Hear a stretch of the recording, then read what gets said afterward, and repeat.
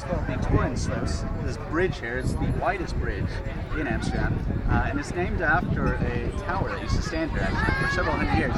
Originally built in the 1600s, so when these canal rings were built, and this was a defensive tower, part of the original city defenses, and it's actually right behind us. You can see where it's got the kind of lighter shading on the pavement there. That's where the tower used to stand, and there was a prison that was incorporated into the foundations of it, and it still apparently lies beneath this bridge.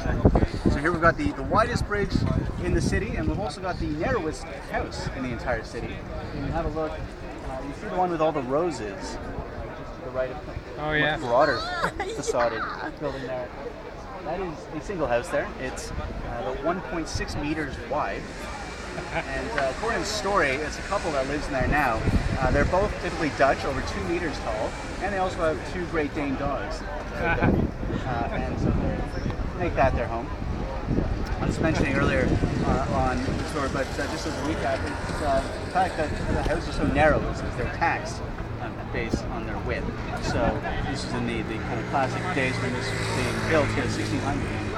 So there you've got the narrow one, and then you can see the facade of the much larger one next to it. So there's an individual with a bit of money who's not too afraid to show off their ability to pay the taxes on that frontage.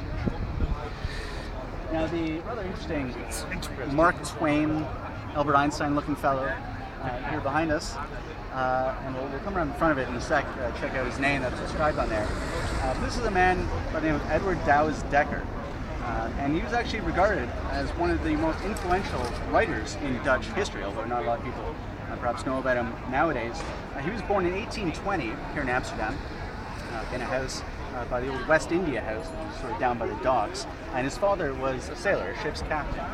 So he sort of grew up in the traditional trade of Amsterdam, even into the 19th century. And he was quite a bright individual, and he was apprenticed to his father actually to head out to the East Indies to become part of the Dutch colonial government out there as an administrator. So he joined it wasn't the East India Company anymore in those days. That had shut down by the 1800s, but it was now part of the Dutch government.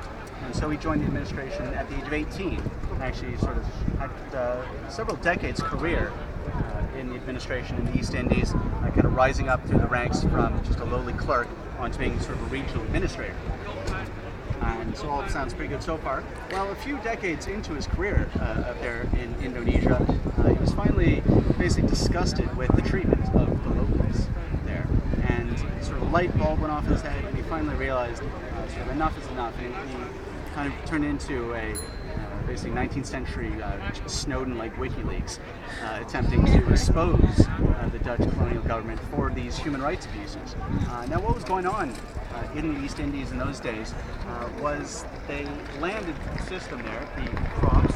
We're talking about in particular the island of Java. So that's where we got the coffee from, planted on Java.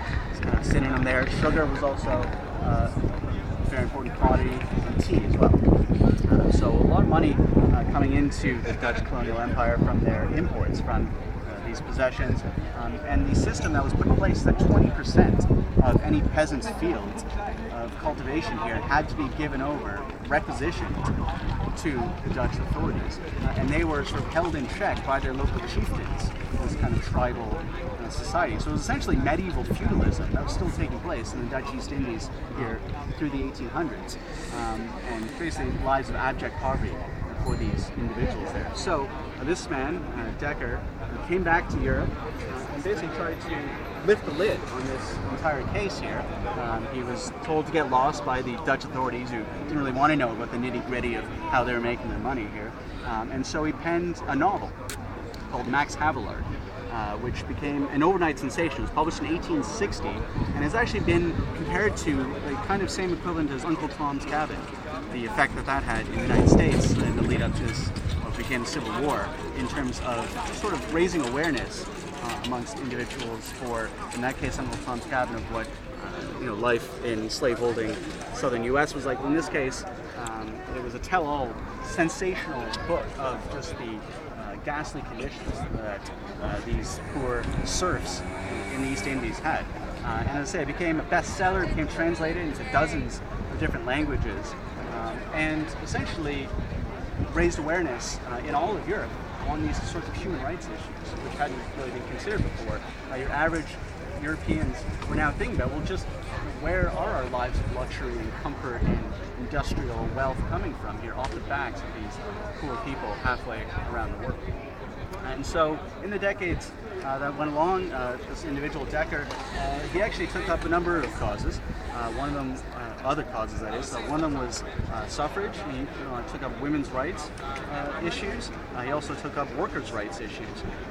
Although he was at pains not to call himself a Marxist or a socialist, in fact directly refuted anything like that, but nonetheless did try to improve the working conditions of people in industrial Europe here in the 1800s. So down the century, or down the decades I should say, he has been looked at as sort of a progressive socialist icon for raising that sort of awareness there. Might as well just quickly go in front of it and check out Decker's pen name that he actually took, Multatuli, and he took that from Latin, which means I have suffered. So it's essentially just kind of a way to kind of highlight